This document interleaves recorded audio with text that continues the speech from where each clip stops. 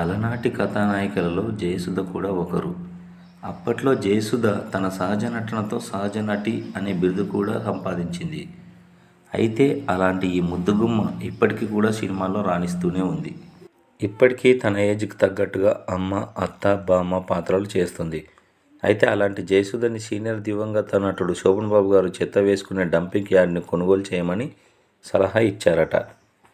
మరి ఎందుకు శోభన్ బాబు అలాంటి సలహా ఇచ్చారు, దాని వెనుక ఉన్న అసలు విషయం ఏంటో ఇప్పుడు తెలుసుకుందాం. అయితే శోభన్ బాబు, జయసుధ కాంబినేషన్లో ఎన్నో సినిమాలు వచ్చాయి. అలా వారిద్దరు సినిమా షూటింగ్స్ కోసం వెళ్ళినప్పుడు ఎన్నో విషయాలు మాట్లాడుకునేవారట. అలా ఓ రోజు షూటింగ్కి వెళ్ళే సమయంలో శోభన్ బాబు, జయసుధ ఒకే కారులో ఉన్నారట.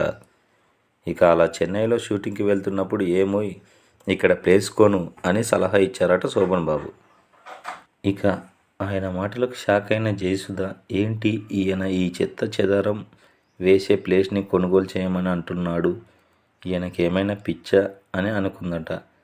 కానీ ఆ ప్లేస్ ప్రస్తుత వాల్యూ 1 ఎకరానికి 100 కోట్లకు పైగా ఉందట. ఇక ఇది ఎక్కడ ఉందంటే చెన్నైలో ఉండే అన్నా నగర్లో ఉందట. అయితే ఆ సమయంలో శోభన్ బాబు అక్కడ ప్లేస్ కొనమని చెబితే జయసుధ పట్టించుకోకుండా వదిలేసిందట. కానీ ఆ తర్వాత దాని మార్కెట్ వాల్యూ తెలిసి అక్కడ ప్లేస్ కొంటే బాగుండు, శోభన్ బాబు గారు చెప్పింది నిజమే కదా అని ఆలోచించిందట.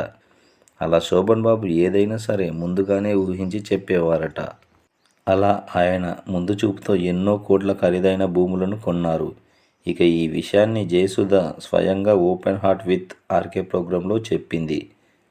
ఇప్పుడు శోభన్ బాబు గారి ఆస్తుల విలువ వేల కోట్లలో ఉండొచ్చు.